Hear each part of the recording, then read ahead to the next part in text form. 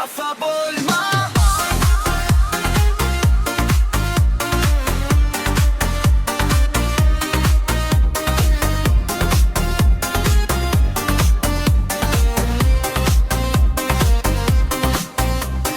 Kechalari oyam seni sog'inar, jim ko'chalar izing bilan ovunar.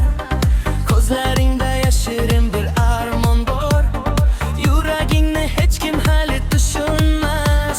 Sen kulsang ham darding bilinib turar, sochlaringni shamol asta silayar.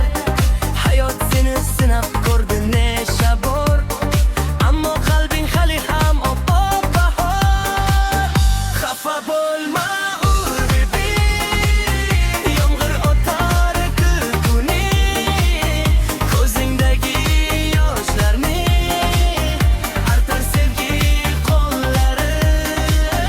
Xafa bo'lma urbi, sen ham baxtni kutginchim, bir yurak bor olisda, faqat seni sevadi. Derazangda tonglar seni uyg'otar, yangi orzu yuragingga yo'l topar. Sen o'ylagan barcha pulni ketadi, baxt eshiging bir kun kelib qoqadi. Hayotimning oldida yo'llaring, sonmagan-ku yuragingdagi nuring.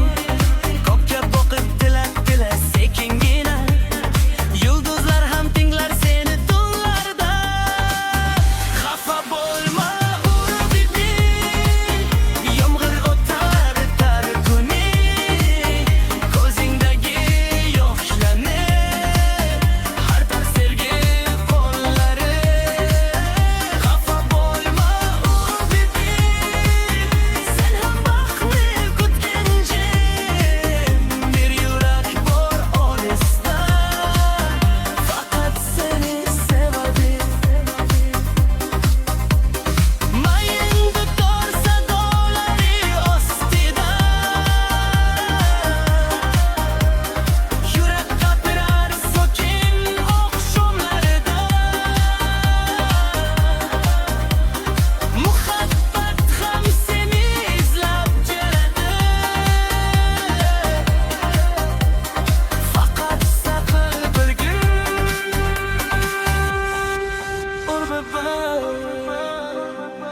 Xafa bo'lma urbi, sen bor yo'qsan qalbimda, bir kun kulib aytarsan, baxtim kelgan yo'limga. Xafa bo'lma